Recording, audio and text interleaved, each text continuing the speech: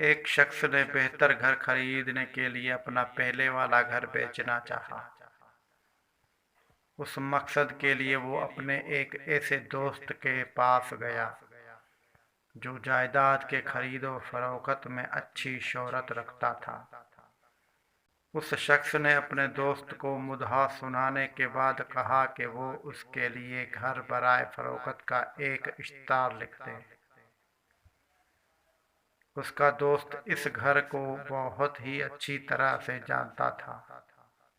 اشتہار کی تحریر میں اس نے گھر کے ماحول، وقوع، رقبے، ڈیزائن، تعمیرات، مواد، باغیچے، سوئمنگ پول سمیت ہر خوبی کا تفصیل کے ساتھ ذکر کیا۔ اعلان مکمل ہونے پر اس نے اپنے دوست کو یہ اشتہار پڑھ کر سنایا تاکہ تحریر پر اس کی رائے لے سکے۔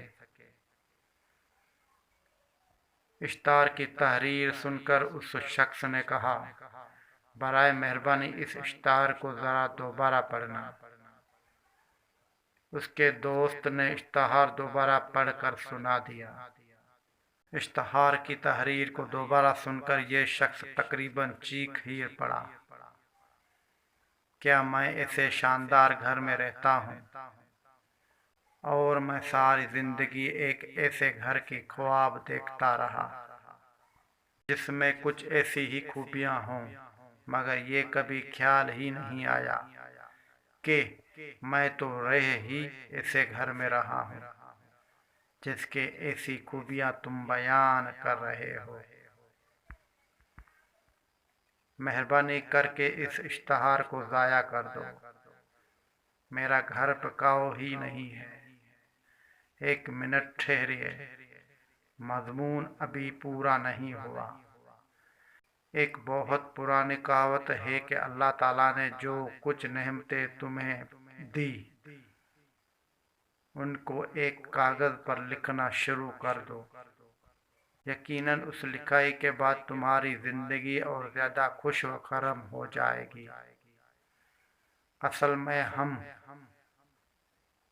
اصل میں ہم اللہ تعالیٰ کا شکر کرنا ہی بھلائے بیٹھے ہیں، کیونکہ جو کچھ برکتیں اور نعمتیں ہم پر برس رہی ہے ہم ان کو گننا ہی نہیں چاہتے۔